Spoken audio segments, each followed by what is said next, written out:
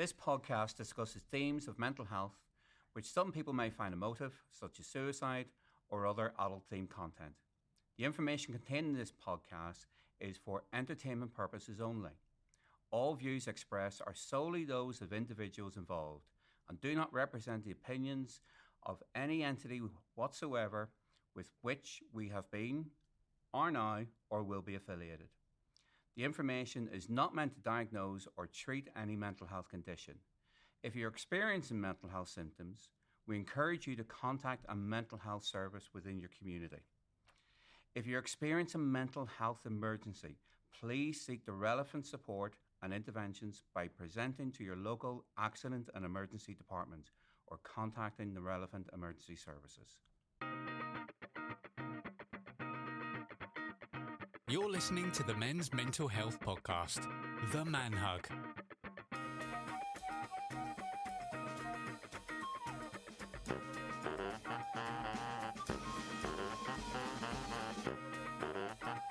Welcome to The Man Hug, the monthly men's mental health podcast.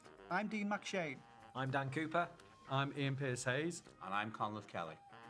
Each month we will discuss a different topic related to men's mental health, which will include a guest speaker who will discuss their own personal story. And each month we will also be showcasing an organisation or charity within the Merseyside area who work within mental health to help build your signposting skills.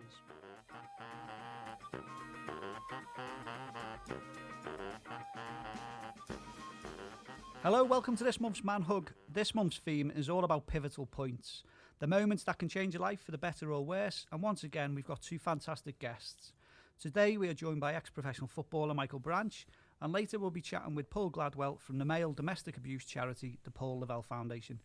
Our first guest played professional football for a host of top clubs, including Everton, Man City and Wolves, and we'll be discussing Michael's pivotal point and the amazing work he is now doing in the local community. Michael, welcome to the Man Hug. Thanks for having us. So let's just start with your football career, really. I mean, getting to play for your boyhood club, I mean, absolute dream. Yeah, I mean, especially with what the city's like for football. Yeah. Supported Everton all my life, went to my first game when I was 6 or 7, and then made my debut when I was 17, yeah. Wow, incredible. So you're at the academy and supported all the way? Yeah, so I joined the Centre of Excellence back then. It was at Belfield when I was about 8 or 9. Yeah. Yeah. Amazing. So, dream come true. Yeah. And what's that do for your well-being? You know, we've seen recently, haven't we? I know, like Trent Alexander-Arnold did a big story about the amount of people that don't make it through the academies into professional contracts and things. So being one of the chosen one and getting into a professional contract, how's that? Yeah, I mean, it can be a blessing in disguise, or I struggled, to be honest with you, with it all, with all the limelight and all that. Back then we didn't have the sports psychiatrists, the counsellors and that, so bottled a lot of it up. So yeah, wouldn't change it for anything, but I'd change parts of it for sure, definitely. I think they got much better now with your player care teams. So each club has to have a player care team, look after the young lads and all that, but still think it can get better.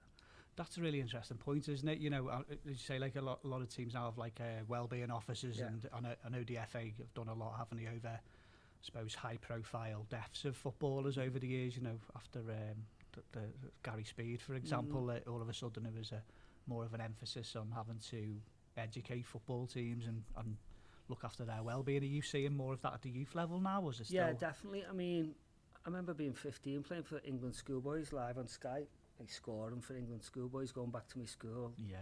Everyone must have been thinking I was living the dream. Yeah. I hated it. Really? I just wanted to stop playing there and then, because I couldn't handle the pressure. Yeah. Didn't know how to handle it.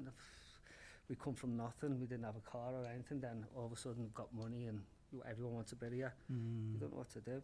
Yeah. And maybe I've got in with the wrong crowd at times, thinking they were friends, and it was tough. Yeah. But it is getting better, much better. Yeah. I mean, I still go up to Finch Farm now and have a chat up there with some of them. So brilliant. Yeah. And go into other clubs through the PFA as well, talk about my story, what I went through, and how I come out the other side. How useful do you find that then? You know, you being that role model of someone that's gone through and now going to talk with these young people about things that they should avoid and look after themselves. Yeah, I mean, it's a bit of a cliche, but I mean, I haven't gone through all this for nothing, you know what I mean, because I've gone through a lot. So for me to just keep it to myself and not... It was hard when I first had to talk about it. really hard. But the more I talk about it, the easier it gets. And some of the messages I get and all that, and often not just that, off the parents as well. It's worthwhile. So I'm starting to enjoy it. It's amazing. So then your football career, obviously, playing for a team that you loved. What are some of like your special moments that always stick out for you? Obviously debut. Yeah. Man United away. 50,000. Yeah. Wow. Oh, not long ago, actually, someone bought me for my birthday the team sheet of both teams and their programme in a frame. I was looking at their team. It's like Cantona, Keane, Beckham, Giggs, Sharp, Scholes, like the team. Schmeichel. Is it Schmeichel? Might be Schmeichel. Yeah. Pallister, Bruce. It was like crazy team. Wow. So, and how were you, 17? 17, yeah. Oh my God. So, but then back then you didn't have no fear. You just thought, get out there. Yeah. At the time, I was playing well and all, scoring at every level. So I thought, but I remember the ball getting put down the wing, and it was me and Gary Pallister in the foot race. I thought, he's slow, I'll go past him, and he stayed with me. I was like, well, it's a bit different. Then he shoulder barged me, and I've ended up like in road days, like, welcome to the Premiership. Wow. It's like, this might be harder than I thought. So that realisation, how is that as a pro then, from going to, as you say, skinning people at different age levels to then? That's it.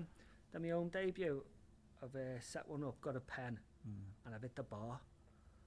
And I think if I would have scored, either took the pen or it hadn't hit the bar and gone in. Might have been different, but then the pressure started building.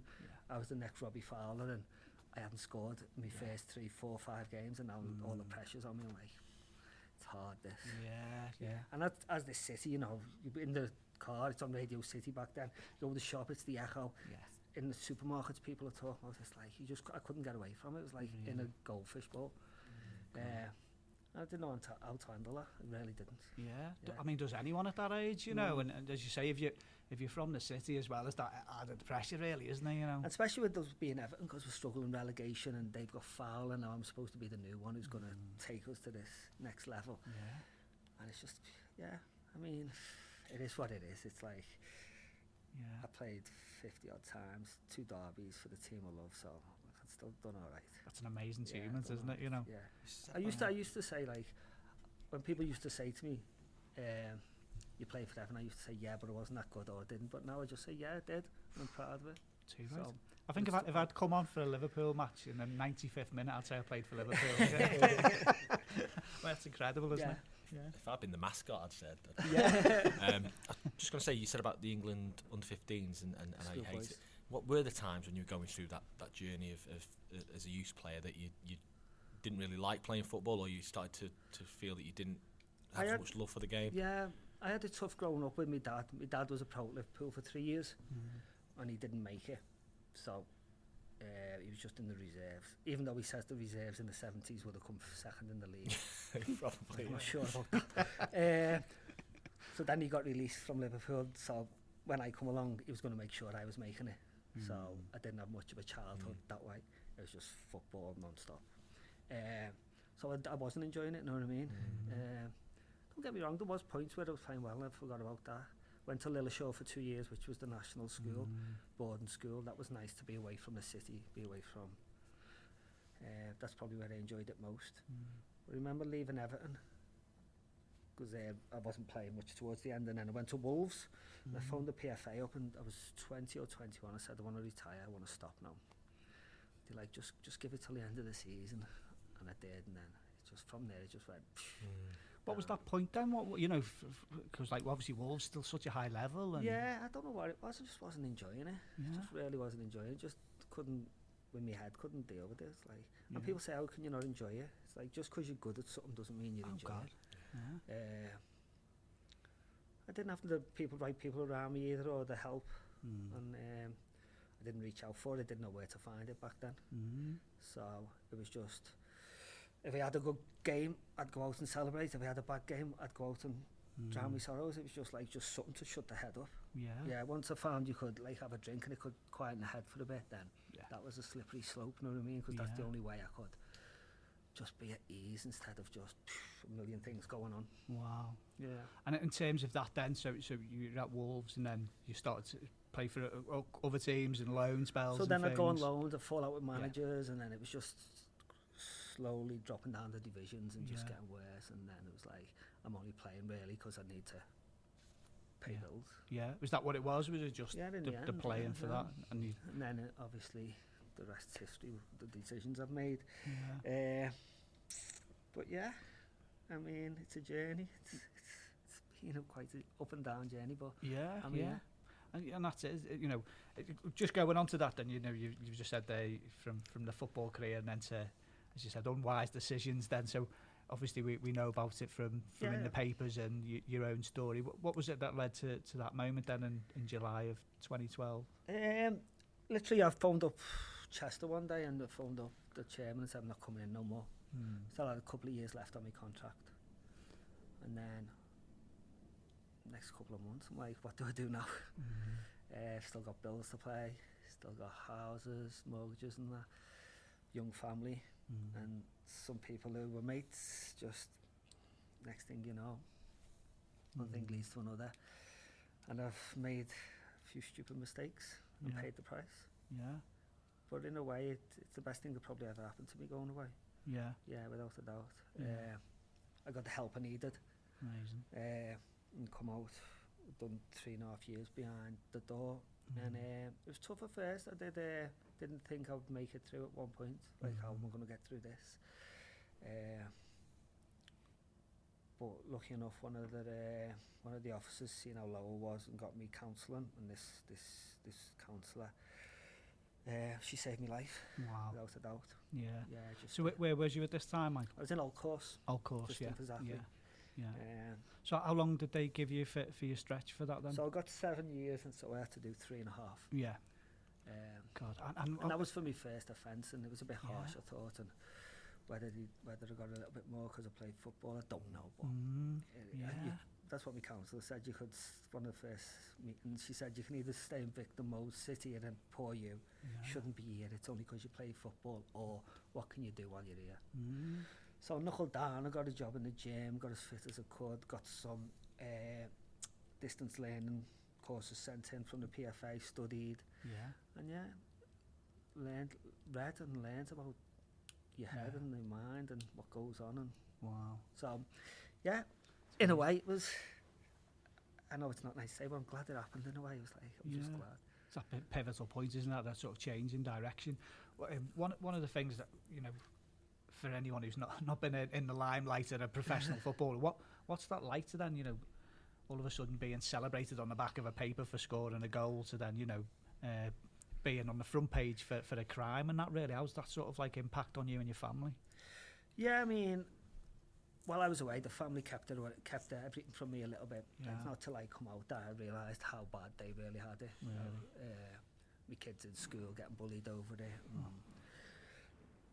So you don't realise that when you're away, you're just thinking, but what I put my ex-wife through and the kids. Jeez. And me, and going there, and I mean, first day there, do you want to go on the protection wing because you play football? It's like, that's where sex offenders go, or people, like, definitely not, know what I mean? Like, I just played football. Thank God I didn't. I just stayed in the normal, and I remember being on a wing, and I'm Chris and Paul Michael branch, so all my legal stuff's Paul. So I've just gone with Paul, just trying to stay under the radar. So I've been there for a couple of weeks, and they've got a wing team. I said, any chance I can have a game, get off the wing? They're like, you're any good? I'm like, I'm okay, I used to play it. I could play a little bit. He said, we've got a really good team, so you can go and goal for a bit if you want. So I had to go and goal for the first 2 games. How did you do? Alright, and then someone got injured, I was on a visit, and he said, you're playing out? I was like, go on then. Like, why didn't you say? I didn't want to say. How many did you score? I tried not to take the Michael too much, just keep it simple. But no, then I settled down, and because I feel as though I'm a good guy, and just made a mistake, so I just settled in and just done my own little thing, got on with it. Was there 2 years, then sort of moved on to open prison but while I'm away, Everton are still coming to see me every couple of months or that, to make sure I'm alright. So that was good. Henry Mooney, he was part of our community then. He'd come and see me all the time, which was nice. That thing you just said there really sort of like resonating. We've had past topics on this as well, but like the impact on your children at the time, you know, saying that they were bullied and that. Yeah. Is that just because you're, you know, a public sort of figure within the area? And I think so, and just the way kids are, they know how to get to them, don't they? Yeah. I'm looking at that book then, geez, I remember reading one like that. Called The Dog. Is that The Black Dog? Yeah. My counsellor gave me that when I was away. It's good, isn't it? Yeah. I've got another one as well. I haven't read that one. Yeah. Living with the Black Dog. So those counsellor moments, they obviously sound so instrumental for you then, and like Without a doubt. really key. Yeah. And we stripped it right back to like childhood stuff and that, know what I mean? And I don't want to blame your childhood for everything, but it helps you just sort of work things out yourself a little bit more. And then I look back as me as a dad, and I've probably made them mistakes as well at times, and you think, but my dad didn't do it on purpose. He was doing what was best for me, what he thought at the time with the tools he had. Now we've sat down, we've had a little discussion about it, well, more than a discussion, but now we're good. And he's great with the grandkids, so it's interesting, because I think I've heard you say before about, you know, parents on touchlines. In particular, we've all seen it, haven't we? You know, in the park on a Saturday or Sunday, and mum or dad are screaming at their 10-year-old and giving the abuse to the referee and things like that. How much does that like impact on your development and your well-being? You know, I mean, my dad was like, I hope he doesn't mind me saying, because we're good now, but he was like the worst. It was really? Like, I'd see him walk up, because he didn't drive, and I think he's not coming to the gate today, so I'd be all made up, and then I'd just see him walk up and I'd be, he's here. I remember scoring, I think it was like a hat-trick for England somewhere away, and I should have scored 5. Not that you've just scored a hat-trick for your country, you know what I mean? It's like, but it is what it is. He's just old school. He's like stuck in the whatever 70s. Just leave him there.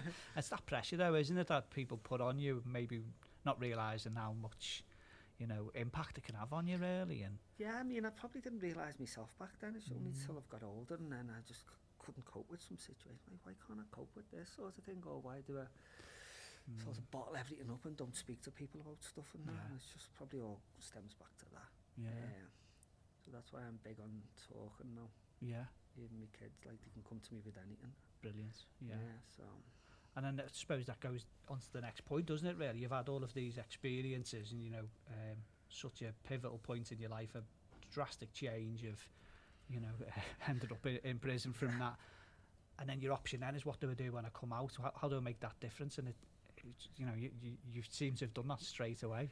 Well, I mean, when I was away, I studied to be an accountant, and then when I was in open prison, I could go out and take my AAT exam, so I ended up being a qualified accountant. Went to an accountancy firm when I first come out. Was there for about a year, or just over a year, and then it was shutting down, and tried to get in other places, but I couldn't get in anywhere. I thought, what am I going to do now? And then Everton in the community said, do you want to come in?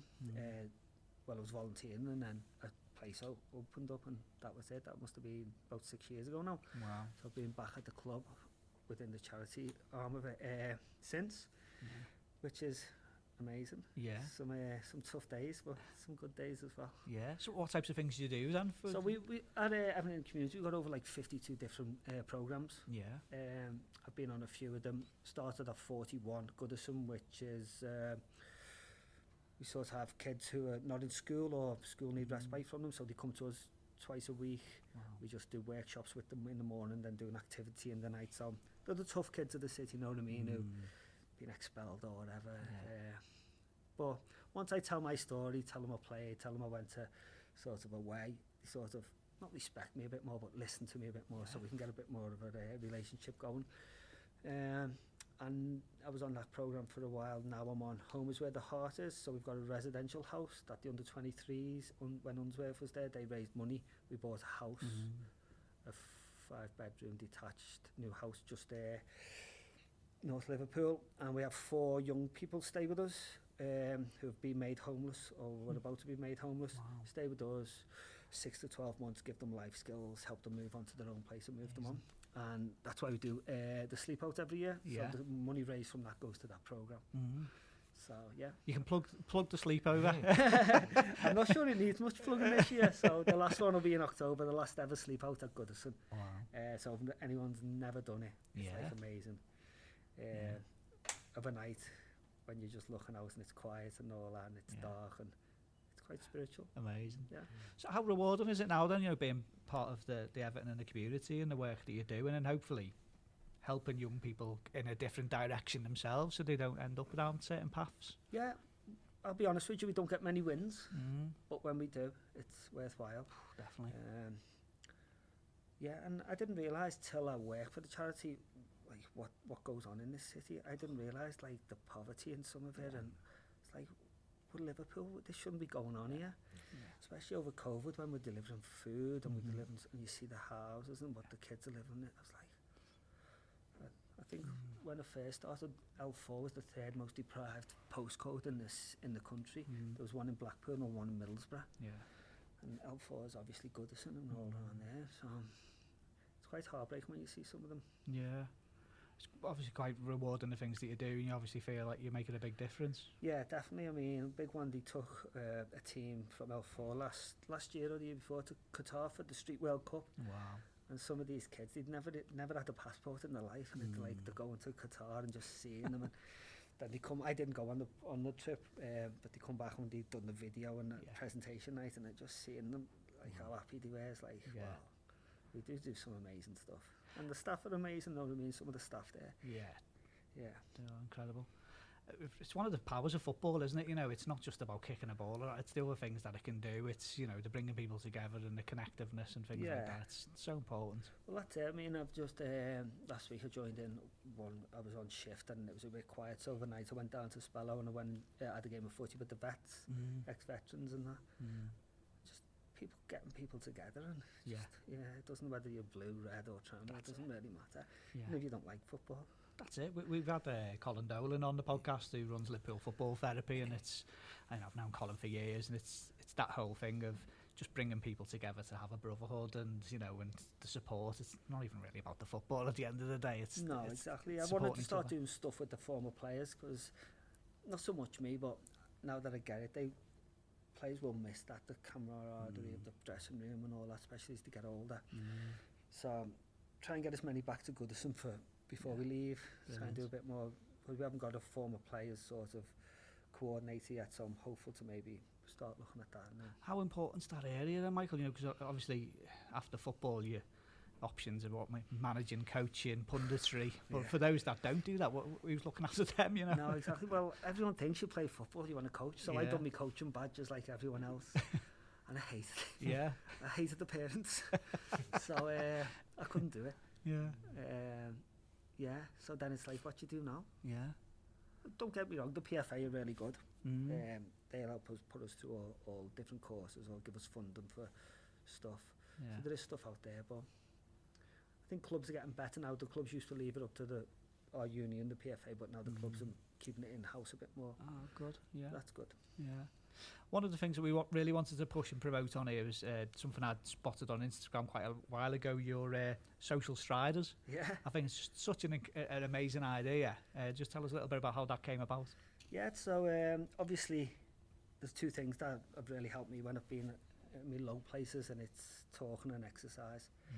Now, whether it's because my body's used to exercise all the time, I don't know, or what I've read is the endorphins released and all that, so, and talking, so I thought, why not put them together and put a group together, a running group, but not a running club where we're looking at times and you go in different groups for your whatever pace you're at or whatever fitness level.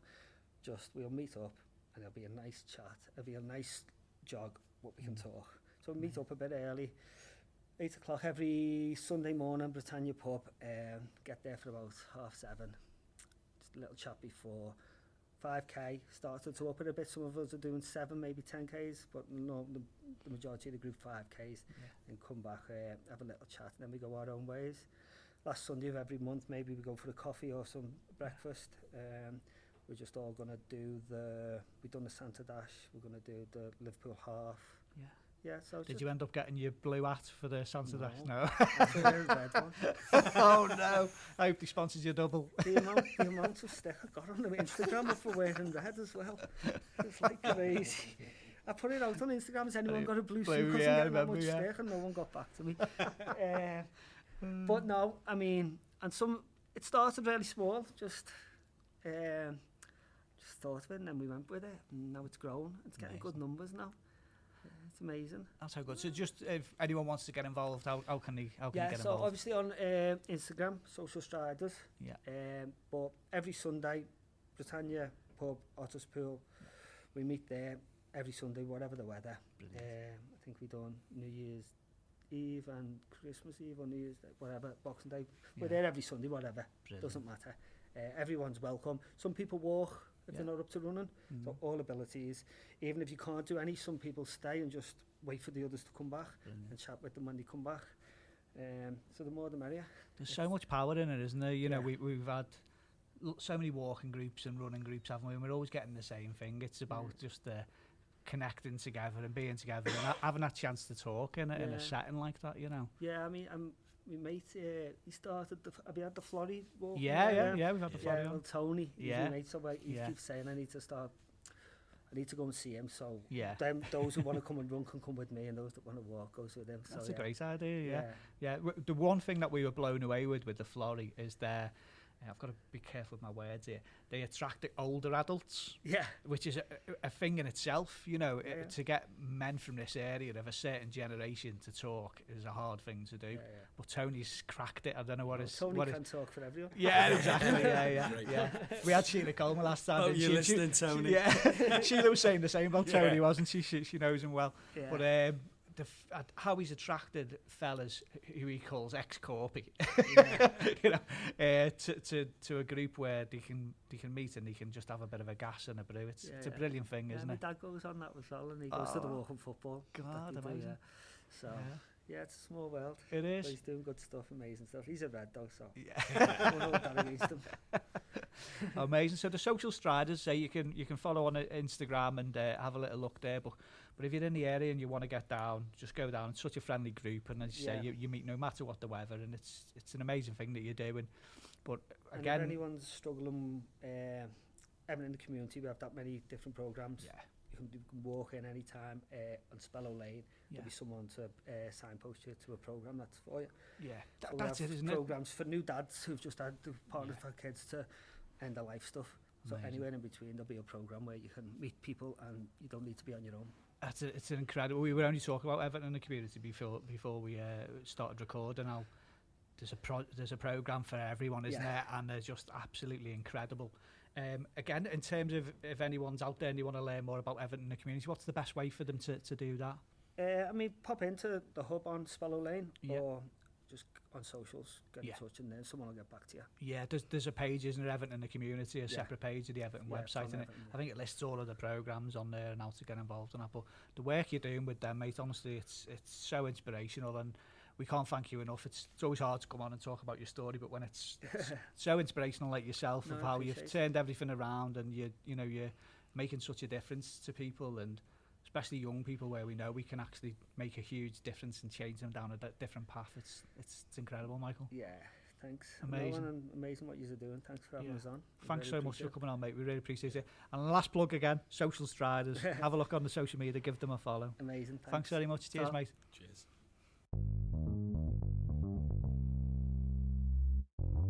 You're listening to the Men's Mental Health Podcast, The Man Hug.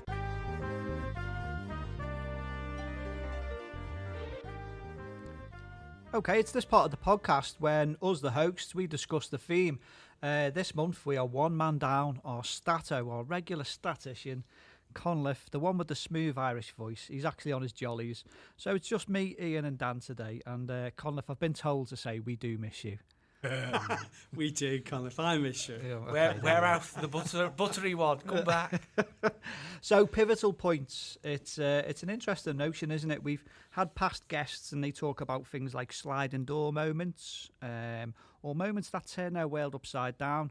We've had moments that have changed someone's life for the better. So I'm just going to touch on some brain function once again. And as individuals, generally, we've got a strong need to perceive our lives as consistent. We like that kind of consistency within our lives as human beings. But stressful life events are therefore particularly challenging. So as their physical and psychological impact can disrupt our self-coherence and even our identity long after the event itself.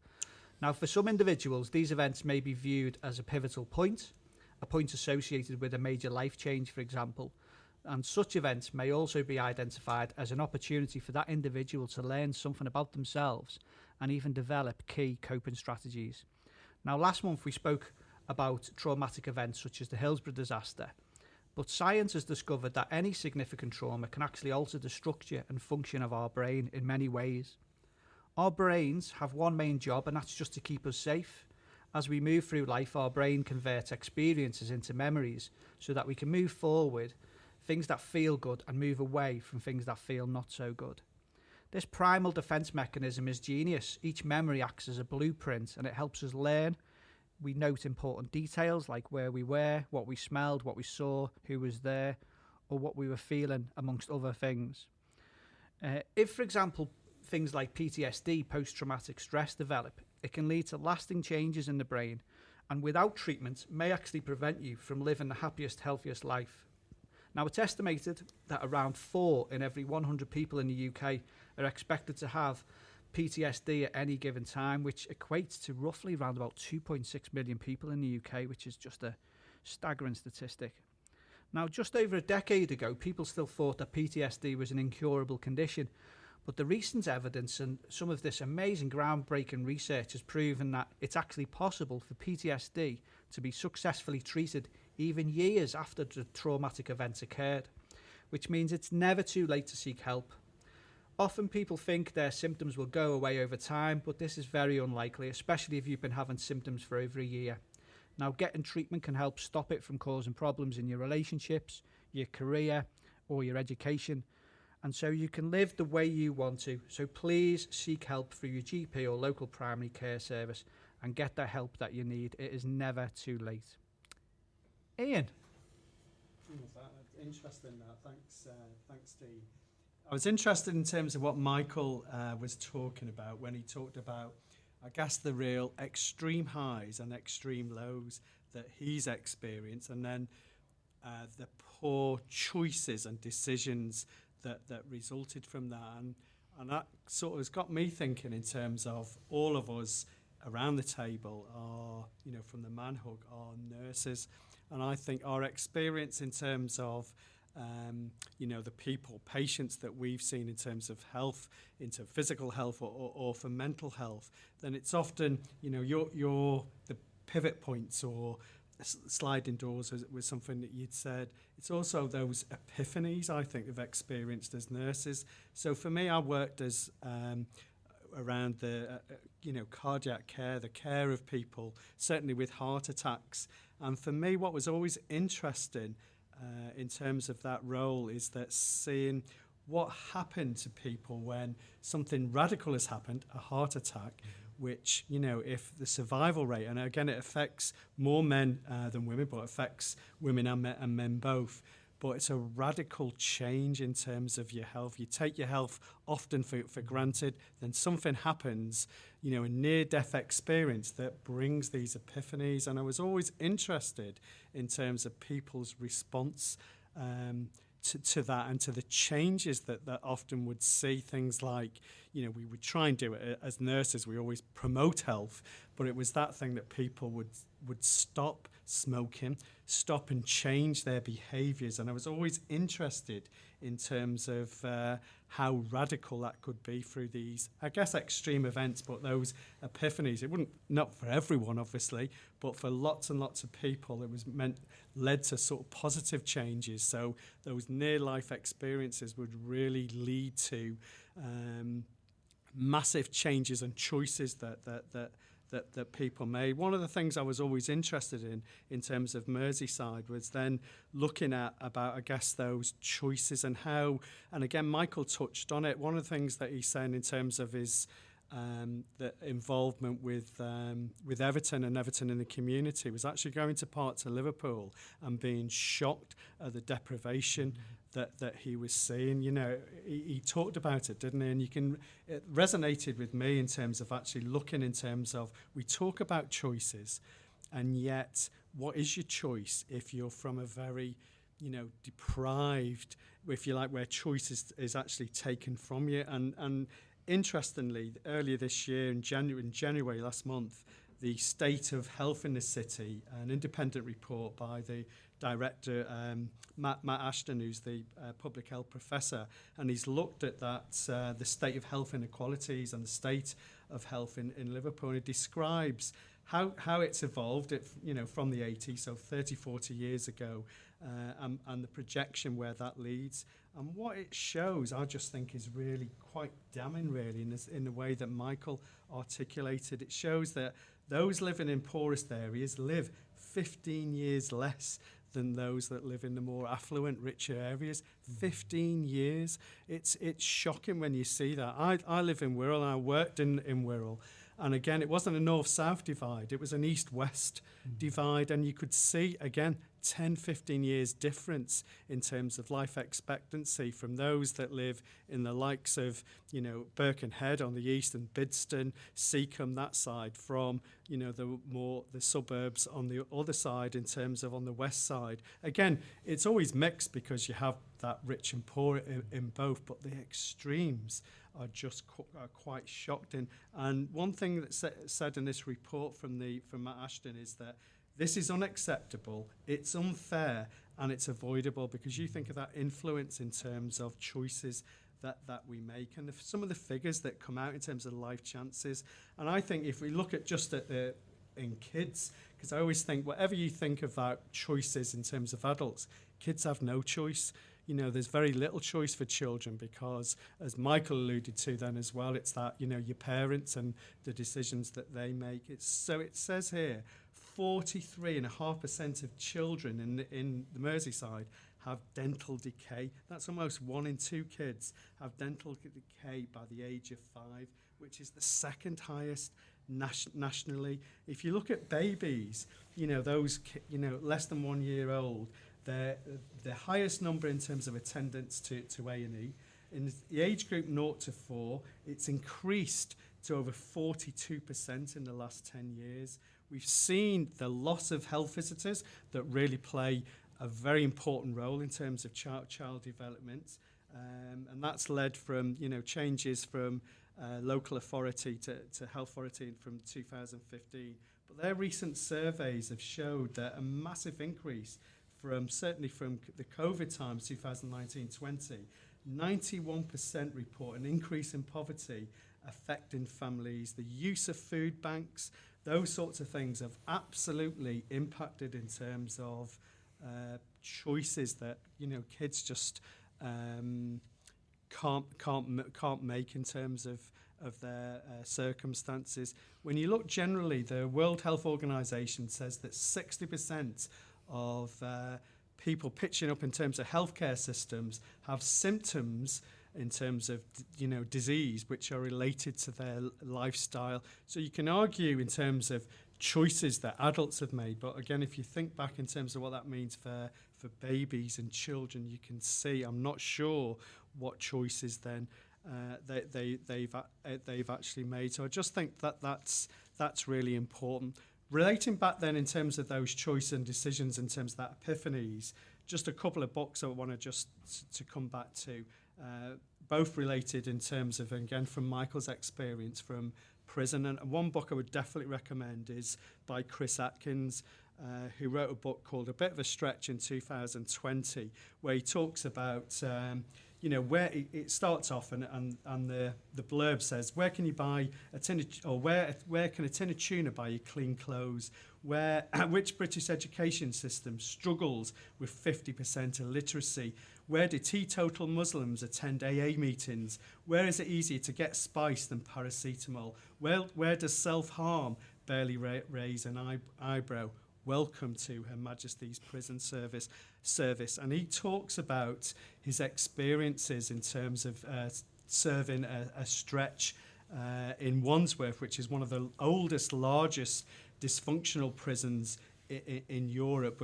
It's horrifying in terms of what he talks about, as well as humorous as well in others, in terms of how he existed in that. And there's some funny stories in it, but it's a really looks at the crisis really in terms of prison. So I was interested in Michael's experience, the fact that he sort of survived that and found himself within that, probably away from the spotlight, and survived. And I think, he's talked about his counselling and finding himself really, really important. One of the things, and I read, and he's recently died, he died in January, was Erwin James, who was a columnist. He used to write for The Guardian. Again, he was someone who served over 20 years in prison, and he used to write a column in The Guardian about his experience. And he was there for murder, and he was very open in terms of his experiences. And he actually said, and I quote him here, "I can only express my heartfelt sorrow for what I did. My behaviour was unforgivable, and I seek no forgiveness now." But he managed, and again, he wrote beautifully and poignantly about his experiences. But he says he was locked in his cell for 23 hours a day. He had few skills, abilities, and his prospects were totally bleak. He became a writer and wrote some beauty. He's written his book, and his autobiography is a really, really good read. And the reason I mention him is because his lessons, I think, he says, not everyone appreciates sound advice from a con, but what he says is the most important thing that he'd learned, and this is it, and I'll leave really with this, is learn to live where you are and not where you think you want to be. Learn to live where you are and not where you think to be. And I just think that's really, really, really important. Actually, I'm going to indulge myself. I've got one more quote, because this idea was about changes. And as soon as Dean mentioned about the theme today, I was immediately David Bowie, changes. And I just think I've always loved that. It's a beautiful, beautiful song. But again, what the lyric from that, changes, I won't sing it, but it's that turn and face the strange. And I think those two things really stick with me in terms of those epiphanies, those pivot points. That changes is that turn and face the strange and live in terms of the moment as well. I'll leave you on that. Thank you. Oh, it's always so difficult following Ian. I've had the opportunity today to go before Ian, and I passed up on it. I mean, he's always so profound to end with. So thanks for that, mate. Thanks for that. So I'm going to just reiterate a little bit about what Dean touched on when he was talking a minute ago. So from looking at a pivotal point perspective, all of the charities that we've had on the show, they all come from some pivotal point in their life, which has produced some real negative stuff for them. But they've turned it round completely and have made it into such a positive thing. So, even if that pivotal point does send you on perhaps a trajectory of negativity, there's always that opportunity for to make something really good out of it. So, for instance, and some of our guests as well. So, it's, with regards to Jake, his suicide attempts turned into something as amazing as the Hub of Hope. Pete Price, aversion therapy, led him on to have the self-acceptance that it was okay to be a homosexual, regardless of what people were saying. And he's gone on to be a public figure for over 40 years. So, he's used that negativity of the aversion therapy to really turn it round and make something positive for himself. Liverpool football therapy. So again, with Colin, what I think Colin went through, he's turned it round to something. And I say it every time, but it really humbles us when we're doing these podcasts. How amazing these people are. The Florries Men's Walking Group. Michael today with what he's done with his life and turned his life around.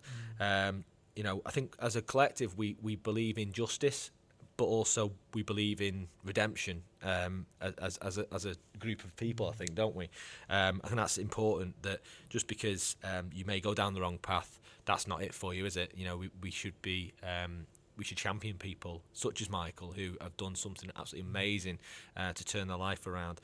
And there's been struggles along the way, but hopefully from talking to him today and from listening to him today, he's now on a path that's going to be really beneficial, not only for the people he works for and works with, but for himself. And that's what this is all about, isn't it? It's about self-acceptance, self-realisation, self-worth, and being able to love yourself. With Ian talked a brief. Fine, I say we've got Paul from the Paul Gladwell Foundation coming on after, and again, out of such a a horrific event, such positivity and such an amazing things being done. You mentioned the word epiphany before. So my epiphany, the biggest epiphany and pivotal point in my life was when I was sat there on the sofa and an advert comes on TV and it was, I think it was for UNICEF or something like that, and that was my epiphany where I decided to become a nurse. Whether that pivotal point was good or bad, the jury's still out on that. But at the end of the day, we all have pivotal points in our lives. We have decisions that might lead to success or they may lead to regret. Regardless of the outcome, I feel it's important that we don't allow these moments to define us or or destroy us, because obviously that's no good for anybody, is it? Remember who you are and what you stand for, and I think Michael kind of articulated that quite well before, didn't he? He says, I didn't see myself as a bad person, although he'd been inside and he'd done bad things, but that's the circumstances that led to that. Having met the guy today, he's quite obviously a really decent chap, and he's seeing the fruits of that now, of being a good, decent person who's helping others through difficult times, similar to what he'd been through previously. That's pretty much it for me, really. I just wanted to finish on a note of talking about my son for a minute, if that's okay. My son, again, quite serendipitous in the fact that Michael's been talking about it as well. My son's been part of the professional academy system for football over the last 2.5 years, and he decided on Monday that he was going to step away from it because of the impact it was having on his health, his mental health, and the impact it was having on his happiness. This little boy from the age of 3 has had a footballer strapped to his foot most of the time. I'd started, and I noticed he started to be down a lot of the time and not really enjoying playing football anymore, and gone from playing football for an hour in the garden every night to barely touching the football outside of training time. So that's what I said. I'm really proud of my son Joel for being able to make that decision, make such a big decision to leave the academy system, because it wasn't making him happy, and I just hope that he knows how proud me and his mum are of him. So good on you, son. And I would say that the academy have been really supportive as well. So I want to just make that point, but it's just not for him. Okay. All right, that's me done. Thanks very much, chaps. All different angles that we're discussing there, but also important, and a lot to take away from it, a lot of recommendations as well. Amazing stuff. We're going to take a very short break, and after this we've got Paul Gladwell, who is joining us from the Paul Gladwell Foundation, which is a male domestic abuse charity on the Wirral. You're listening to the Men's Mental Health Podcast, The Man Hug.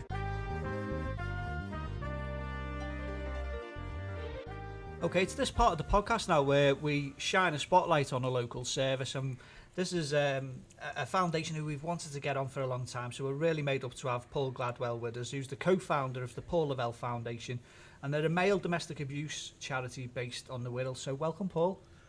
Thanks very much, lads. Good to see you. Thanks for having us along. Thanks for coming, mate. So I suppose the important thing for us to do is just tell us the story about your mate. Tell us all about Paul. Paul Gladwell, very close mate of mine, and many of us, big group of lads, your normal Shakhtar lads, so to speak, 35 years friendship. Paul was, what could I say, an odd character, to put it mildly. He's, to be honest with you, the funniest man I've ever met, and everybody else will say the same. Yeah. That's the type of character. If you were in Paul's company, you left giggling your head off, That was the type. He was a comedy genius without even knowing he was, we'd go holiday ships abroad, and the first thing people would say is Lavey going? That's what you used to say, because he'd hold court all weekend, and wherever we went, with 30, 40 lads, just stuck in the middle, just having him fits. Yeah. That's the type of person he was, Wow. So, so that's why we wanted to keep a legacy going for him, because he deserved that. Yeah. So you big Everton fans? Yeah. Mostly Everton, Yeah. The odd little Sammy fan, and the odd red. Yeah, really good crowd, good group, you know, so much history, a lot of skeletons, you know, we've done silly things in our life, you know, as well, and now we're at this stage now. I didn't think we'd be at the stage we're at now, doing the things we're doing, but that's where life brings you, you know. That's I think that's how, you know, today it's all about pivotal points, things that change people's just trajectories in life, really. And obviously the death of Paul's one that's changed all of your lives, really, you know. So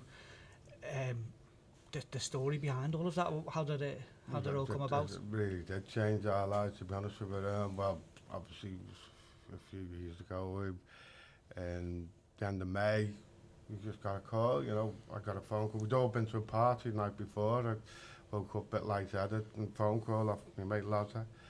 You better get down to Lavey's flat, I think he's dead. How'd you take that one? And I was like, and I drove down there, everything going through my mind, what had happened, and everything bar the thing that took his life, you know.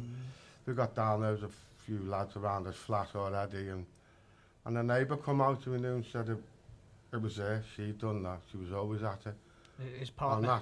And that was it then, that's where it all, what do you mean, what? She done what she was always at.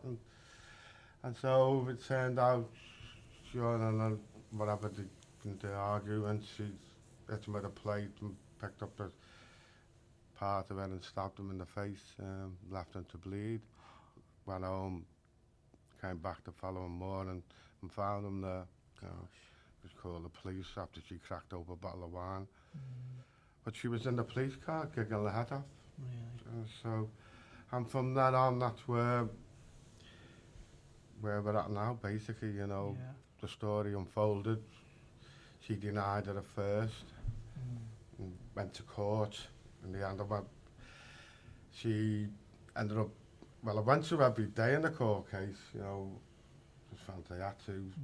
I could because I'm self-employed, you know, so I thought I'd go and support the family. And then they're all coming out then. He did it himself as a first argument, you know. And that happened day after day. And during this court case, it was me personally started educating myself and seeing what was going on there. You know, because domestic abuse with men didn't register with any of us until it come to our doorstep. Never, not once did you think about it. But here we are. It has come to our doorstep in the most traumatic way. And so, you know, at first, we started a charity with Steve McHugh, my co-chairman. He said, should we start a charity in Lavey's name, because he deserves a legacy. He said, we get people doing the good stuff in life. I said, yeah, I'll have a bit of that. So we raised it, we had the race night to raise £1,600 to get the fees to start a charity. But firstly, it was to help his family, you know, his kids, and say to do what Steve was saying. And Steve has always done the healthy stuff. He's swam the channel and he's doing this other one now, Arc to Art this summer. So he's always done the good stuff, whereas most of us haven't. You know, we just all been party heads. So, and so that was his idea, plan to get people doing all these sports clubs and such. And also to raise awareness of male domestic abuse. Now, the more Lavey's story come out, the more many of us started educating ourselves, myself massively. And where it was raising awareness issue, soon became a full-on battle to say that this has got to stop this. The sheer ignorance that was happening with men, and the ignorance to men is fueling male silence. Now we said, well, why didn't Lavey tell us these things? You know, we started to hear things where she'd stabbed him in the legs with a screwdriver, smashed his nose in. The neighbours had seen him getting hit in the car park. Like, well, why didn't we know these things? When you look back now, you know, as friends, is there any kind of like things that you you know, see as like warning signs or things that, you know, you... Well, yeah, because he come to our house, it must have been a couple of weeks. It must have been the actual time where he'd been stabbed in his legs with a screwdriver, but he just said to me, oh, mine's a crank. We haven't seen her. He'd met her on a dating site, been with her for about a year. And I just laughed at that, and that was that. And we moved on. So now I think back, did he want me to elaborate more on that? Yeah. Probably, I think he did, you know, but he didn't, because that's down to my knowledge, my education. I would now, but now it's too late, isn't it? Unfortunately. So that's all. You didn't see him much. I mean, you didn't see him much with his previous girlfriend, but that was in Manchester. This girlfriend, he was living around the corner from us, and we didn't see him. No. I mean, never seen her. The first time I seen her was when she walked into court. You know, unfortunately. Wow. So It's such an interesting thing, as you say. I mean, I've been aware of you guys since day one, obviously, because of the fundraising side of things, but I think it's really put on the map how common this is for male domestic abuse. That it's not just always women against men, it can often be men v men as well in those types of relationships. yeah. And that also as well, how the public still kind of perceive domestic abuse as just always being the male as the perpetrator as well. Yeah, massively. Massively. So the things that you guys are doing now, just tell us a little bit of what you're doing to change the stigma around it and the ignorance, as you said. You know? Well, we've been involved with, we do a lot of work with Mankind, and they formed a group to basically try and get the government to acknowledge male victims of domestic abuse. At this moment in time, if you're a victim of domestic abuse and you're male, you're labelled under violence against women and girls, which is disgusting. It's absolutely disgusting. But there you have it. So really, we need a male minister to acknowledge male victims of domestic abuse. You've got 757,000 male victims of domestic abuse in the last government figures, 1 in 3. But when they have these talks in parliaments about domestic abuse, the word count on males, you can count on one hand. Can we just say that again then? So 1 in 3 1 in domestic 3 abuse victims cases are men. Men. But how often do we speak about it? You've seen last year we had Starmer and Sunak and all those talking about domestic abuse, but only about females being the victims. And that's until you need to be educated. It's got to start from the top. Yeah. You know, I've done a couple of courses myself, and halfway through the course you're thinking, where's our story? Where's Lavey's story? Where's my story? Even as a, you know, all of us close to Lavey were victims ourselves, because I've never seen grief like it, you know. Yeah. And there was nothing for us to, and I'm still seeing it, you know. We have a lot of debates, gone a bit quiet on now, because there's a couple who struggled to accept that Lavey was a victim of domestic abuse, partly because I think of sense of loyalty to Paul, because we say now he'd be embarrassed to be labelled a victim of domestic abuse. That's wrong. There's your problem itself, isn't it?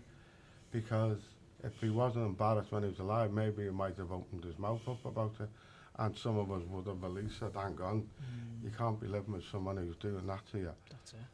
So what are you seeing now for men coming to you guys for help? How are they doing that? How are they reaching out to you? Well, obviously a lot on social media. We've got a self-referral email where they will contact us, or the family, or even close friends say they're worried about it, and then our office, a couple of ladies will ring them up then and say, in strict confidence, you want to come down to our offices. And the impact is superb, but it's that first knock.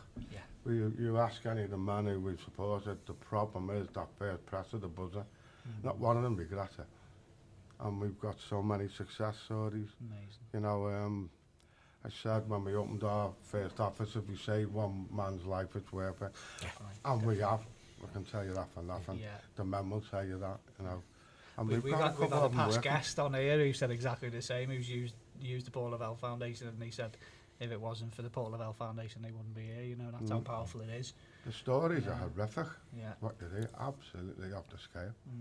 But people, you've got to educate people, you know, and it's got to start at the top, right down, police, everyone, because people have got this idea that just because 4 foot nothing lady can't abuse 6'5" man. I mean, there's so many men who don't even realise the victims of domestic abuse. It's not just about the punch. Mental side, isn't it? The mental, psychological, yeah. So unbelievable. I think that's one of the important things, isn't it? What do we do in terms of changing society's view of it? You know, and I know one of the amazing things you guys do, you go into schools, don't you, and you talk about healthy relationships. How powerful are you finding that, you know? That's working really well. That's funny enough, it's finishing now, because we've had a board game where we take it into the schools, primary schools, and it interacts with them in a, you know, a nice way, you know, so it's not too full on. Yeah. You know, it's just the right way your parents should do this or that, you know, and it generates interaction with the kids. But we've now designed our own one, a digital one, which is going to be really good, you know. So, and that's helping a lot, you know, because it's needed.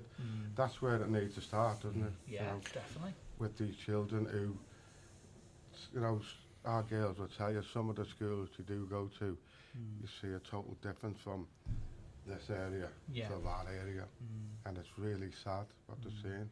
And these children think it's a norm where they can hit or act away, and they'll grow up and possibly be an abuser, because most abusers have been abused. That's it, isn't it? You learn what's in your environment, don't you? You know, it's the whole social learning theory, and it's, you know, they don't know that that's wrong, and as you say, they then it goes full circle as well. So you guys going in and breaking that circle and educating, it's so powerful. You know, it's incredible what you're doing. Amazing. In terms of, like, you know, if anyone is listening now and they may be, you know, worried about their own relationship and even worried about talking out about it, what kind of advice would you give them? You know, what could they expect? What would be the process be for them to break that? Along to us, we've got really top draw, you know, people who can speak to you and confident. They know what to do. We also get you free legal advice, you know. So, you know, there's so many men out there who struggling to get access to the kids. Yeah. You know, parents alienation, and we've helped so many men with that as well. A lot of men think, you know, it's signed and sealed, that they won't get the kids back, and, you know, this is the problem that they're facing, but it's not like that. You know, I know it is a tough battle, it shouldn't be a tougher battle, it is.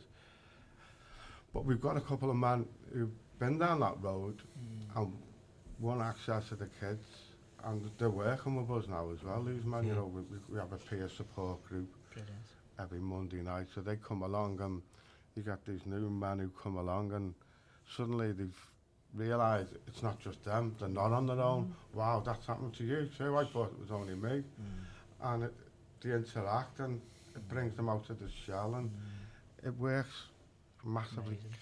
We come up with the same themes, don't we? Yeah. Most podcasts we come up with the you know, sense of community that comes from the charities that we have on the show, the challenging stigma associated to you know, what the charities are talking about, and, you know, it's easy to see, isn't it, what an impact these guys can have in challenging in social, you know, accepted social norms of, because there's a breakdown of a marriage, the children go with the mother, and the father has to fight, or feels that it's like you say, it's a signed, sealed, delivered, that they're not going to be seeing the kids again, and the impact that has mentally on the father. But you guys are doing massive things to change that sort of social perception of what guys have, because it shouldn't be that way, should it? And you guys are doing amazing stuff to challenge that. I often call it like climbing up a muddy hill. You know, you think we're getting somewhere, and you just get fapped up again. You know, we get invited to some really big seminars. You know, and I know for the fact when our team have gone along, it felt like it's been an opportunity gesture. Really, you know, because it's just so much female dominated, you know, the big organisations. So it's... I remember last time I spoke to you as well, it was during COVID, and you said, you know, the phone number that you've got, I think, did you say it was like, it gone up like 200% or something during lockdown as well? Yeah, so yeah.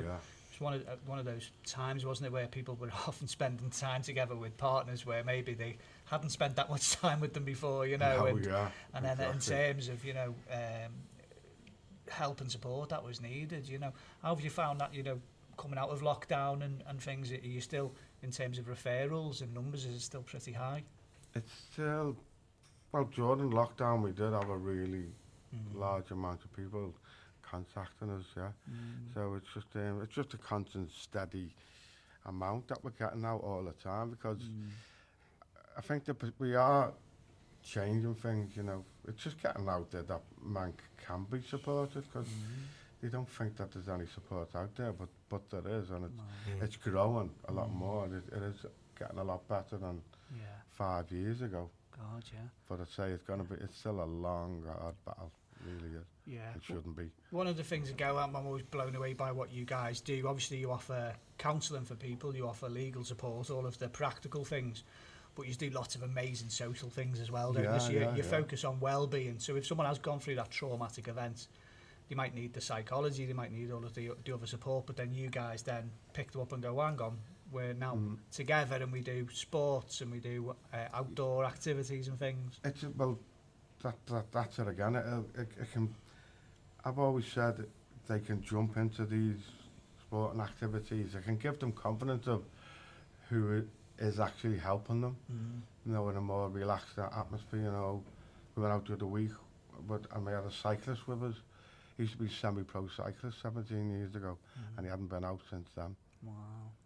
You could still see that he was a semi-pro, like, by the way. Yeah. But, you know, it's just them things. It's just because they go so much into themselves, stuck in them four walls. And if you get them out with this group, and, you know, people are treating them just like one of the lads, not like making them out to be a special case. And it's helping. We've got a few in the run club and the swimmers, and next thing they're doing these challenges with us, and it's just helped them so much. It's incredible, isn't it? Because, you know, you say that these challenges, well, obviously they raise vital funds for yourselves, but if you're someone who's gone through probably the lowest period and darkest period in their life, and then they achieve something, you know, whether it's one of the runs or the bike rides, what that does for someone's confidence. It does for so many, you know. You see, like, for one example, Paul's son, young Joey, he struggled heavily when he lost his dad, you know, massively. But we grabbed him on. We said, like, we cycled Land's End to John O'Groats. It was the first big one we did. And he was so fragile, sorry, Joe. And we put him in a van. We said, are you going to be okay when we're talking about domestic abuse? Because each time we stopped, we gave the mayor of that town a plaque, and you could just see his metal change over them days. He got out the van 9 days later. But at the time of his life, we made him give him the plaques out to these mayors, and his confidence boosted. And 12 months later, he'd lost a load of weight, and he'd done the Manchester Marathon. Wow. You know, amazing. And he'd done the London Marathon. Yeah. So that's just one. It's incredible. Little story, but there's so many, you know. So we've got 3 women running the London Marathon in April. You know. Yeah. And then tell us your next challenge as well. So you're doing over in France. What's that one? Yeah, it's basically to celebrate the 80th anniversary of the D-Day landings. I think we're up to 70 people now. We're travelling to Calais. Once we get to Calais, we cycle from Calais to Dunkirk, pay our respects there. Then we cycle to Ypres. We're going to stay there the night. And the following morning we cycle, I think that's 110 miles to Antwerp. Wow. Amazing. And then cycle the following day another 100 miles to Arnhem, the bridge in Arnhem. God. But we're stopping at the British War memorials along each time. We're going to be laying wreaths on behalf of the Lord of Majesty and each one, like, so. Incredible. So all along the way, it's while we're commemorating the 80th anniversary, but we'll also be raising awareness of male abuse victims and also male, well-being and mental health. Definitely. Well, so It's an amazing thing you're doing. If anyone wants to sponsor you or donate, how can we get that over to you? Yeah, they get on a social media post, we've designed a kit, so we're asking for sponsors who want to go on the kit. Amazing. Or we'll have our Just Giving page, so... Brilliant, yeah. So it's going to be huge. And it probably goes on to the next bit we're going to say as well, so if someone is listening, concerned about a friend, a family member, a colleague, anyone really, in terms of domestic abuse, what's the best way they can reach out to themselves? You can get in touch with us on social media, or you can find our website. You've got the link we're on Instagram, Facebook and Twitter. And you get the link on our website, it'll take you to the referral page, or just send messages, and we'll give you the referral page. You fill it in yourself in confidence, and say a lady will ring you back the following day, and they'll arrange you to come in, or we'll even do a Zoom meetings, So we do have people from further that London way and wherever, who support as well. So it's amazing, isn't it? And it's just reiterate the point. There's support out there. There's help there right now. There's no huge waiting lists. It's literally direct help and support. It's incredible. So yeah, if you are worried and you're looking at maybe even possible warning signs of domestic abuse, you can get educated through the website. You can go on and see all of the support that's on there. It's such an amazing thing that you're doing. Really, we've got an app as well, actually, which has all the warning signs, it'll educate people, and it's designed to help all ages as well. Excellent. So, and it'll give you all links to other support groups as well, female as well, domestic abuse. Oh, it's incredible. And one of the big things as well, which we're always promoting on the Man Hug, is the connectiveness of other organisations within your area. So last month we had Journeymen, who said they link in well with yourself, and we've had Spider and stuff. I think on the Wirral at the moment there's amazing charities out there, isn't there? Grassroots organisations, but you're all working together as well. It is. Well, we know what say the Spider as well. I've been down there when the lad who the founder of it, he'd be doing our big long cycle. Amazing. Oh, that's incredible. So last thing, which is the big sort of push on it, but before I do that, one of the things that we have been doing for, I think it's about 11 years now, is March of the Mods. So I think this is my 12th year DJing it this year. So March of the Mods is it's basically an event that we put on every year, and it's always been in Liverpool, and we get free bands on, and we have a DJ, and all of the money raised, we always have really good prizes, don't we? We donated for raffles and things. We have a great night, but half of the money goes to Teenage Cancer, and the other half goes to Paul Gladwell Foundation. So I'll give a bit of a plug for it then, because I know Tilly will like that. So March of the Mods Liverpool's the 2nd of March, and we've actually got a leg this year in Birkenhead, haven't we, on the 30th of March? That'll be a good one, Yeah, you've got the best DJ for that one. He's very good DJ, actually. I heard he was scraping the barrel. So that's the 30th of March, the Birkenhead one. But again, have a little look on social media for March of the Mods, because it's a great day, but the important thing here is, the funds that are raised for vital services like the Paul Gladwell Foundation. Come and have a boogie, but know that you're doing some good out of it as well. I know all of us from the Man Hug are coming to the March of the Mods as well, so that's great. But once again, just a last plug on social media. How can people follow you, and how can people get in touch? Instagram, Twitter, Facebook. Brilliant. We're very, very active on there. You can see everything we do, all the silly rides and swims that we do, as well as the serious stuff as well. So we try to mix it, and try and get involved with the community as much as we can as well. So just search the Paul Gladwell Foundation. As I say, they're all over Instagram and Twitter and everything. But as Paul says there, just make sure that if you can donate, if you can sponsor, if you can get involved in any way as well, please do as well. But thanks so much for coming on, mate. We've wanted you to come on for so long, and it's great to finally have you here and to hear the tragedy of Paul's death and the circumstance there has led to an amazing group of mates coming together to make sure this doesn't happen again. I think it's just truly remarkable for yourselves, mate. Thanks very much for having us along, lads. Much appreciated. Cheers. Thank you, mate. Thanks, mate. If you or anybody else you know is struggling with their mental health, Visit hubofhope.co.uk or download the app today and find local and national mental health support. Please make sure that you follow us on Twitter. It's @TheManHug. Thanks for tuning in, and we will see you next month.